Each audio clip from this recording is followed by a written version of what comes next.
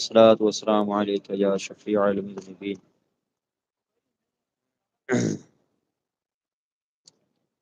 ماشاءاللہ ایک حافظ صاحب حافظ محمد بلال نے 2700 مرتبہ درود پاک کا تحفہ نبی کریم علیہ السلام کی بارگاہ میں پیش کیا ہے، اللہ تعالیٰ قبول فرمائے۔ اور اس کے ساتھ محمد احمد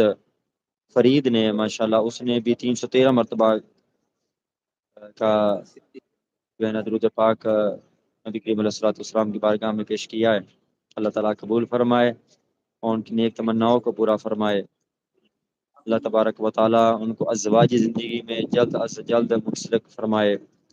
اور ان کے والدین کو اللہ تعالیٰ اپنے گھر کی، اپنے حبیب علیہ السلام کے در کی حاضر نصیب فرمائے۔ ماشاءاللہ یہ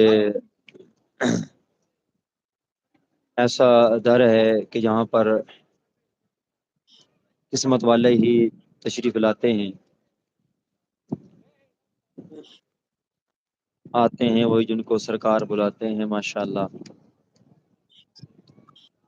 الصلاۃ والسلام علیکہ یا رسول اللہ، الصلاۃ والسلام علیکہ یا حبیب اللہ، وعلی آلک واصحابک یا نور اللہ، الصلاۃ والسلام علیکہ یا خاتم النبی،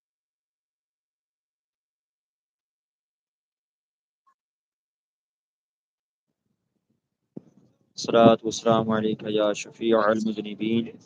وعلی آلک واصحابک یا نور اللہ۔ اور یہاں پر چلو آخر میں ایک روایت عرض کرتا جاؤں کہ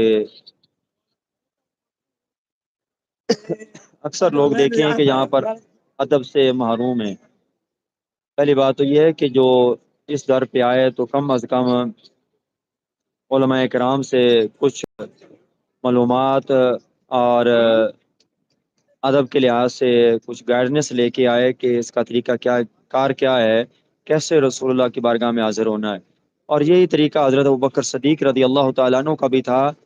کہ جو بھی نبی کریم علیہ الصلوۃ والسلام کی بارگاہ میں حاضر ہوتا اور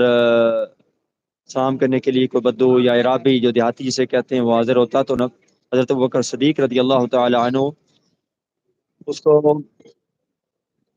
سمجھاتے کہ نبی کریم علیہ الصلوۃ والسلام کی بارگاہ میں سلام کیسے پیش کرنا ہے، اور اگر خود تشریف نہ لے کے جاتے تو کسی صحابی کو بھیجتے کہ جاؤ اس کو بتاؤ کہ رسول اللہ کی بارگاہ میں سلام کیسے عرض کرنا ہے اور اس کا طریقہ کار کیا ہے، اور رسول اللہ کی بارگاہ میں بیٹھنا کیسے ہے۔ یہ سارے معاملات پہلے ہمیں سیکھنے چاہیے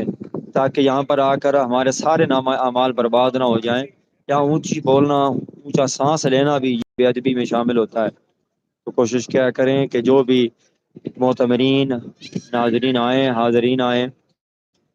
تو یہاں پر ادب کے طریقے سے رہیں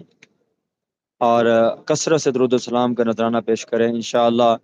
اللہ تعالیٰ سب کی حاضری قبول فرمائے گا انشاءاللہ۔ اور خاص کر جو حنفی ہیں ان کے لیے یہ میرا ایک پیغام ہے کہ احناف کا جو ٹائم ہے ظہر کا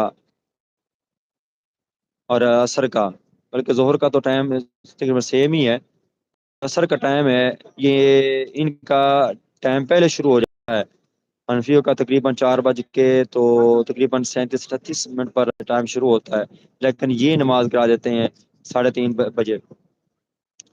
تو حنفیوں کی نماز ایسے نہیں ہوتی۔ تو خاص کر جو احناف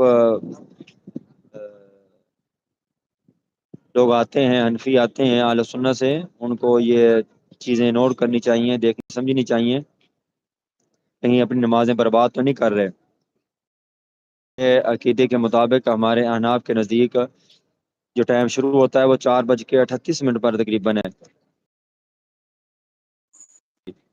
وہ عصر کے ٹائم میں شامل ہوتا ہے۔ جو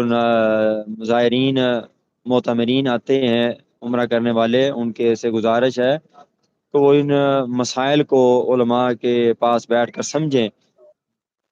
اور مکمل گائیڈنس لے کر یہاں پر حاضر ہوں تاکہ ان کی نمازیں بھی صحیح ہوں، ان کا ذکر اذکار اور ادب کے لحاظ سے حاضری دیں۔ اللہ تعالیٰ سب کو عمل کی توفیق عطا فرمائے اور